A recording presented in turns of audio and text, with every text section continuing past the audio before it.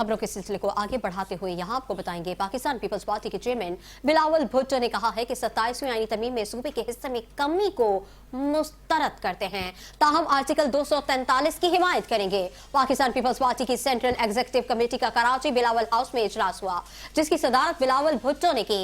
इजलास में हुकूमत की मुजव्वज़ा 27वीं तरमीम पर गौर किया गया, ताहम पीपल्स पार्टी किसी हतमी नतीजे पर नहीं पहुंच सकी और CEC इजलास जुम्मे की नमाज के बाद दोबारा तलब किया गया है। इजलास के पहले सेशन के बाद मीडिया से गुफ्तगू करते हुए बिलावल भुट्टो ने कहा कि 27वीं आईनी तरमीम में सूबे के हिस्से में कमी की सिफारिश को मुस्तरद करते हैं। हुकूमत ने आर्टिकल 243 में तब्दीलियों का सोचा है, हम इस तजवीज की हिमायत करते हैं। उन्होंने कहा कि आज फिर CEC का इजलास होगा, जिसमें आईनी अदालत के क़याम पर हतमी फैसला किया जाएगा।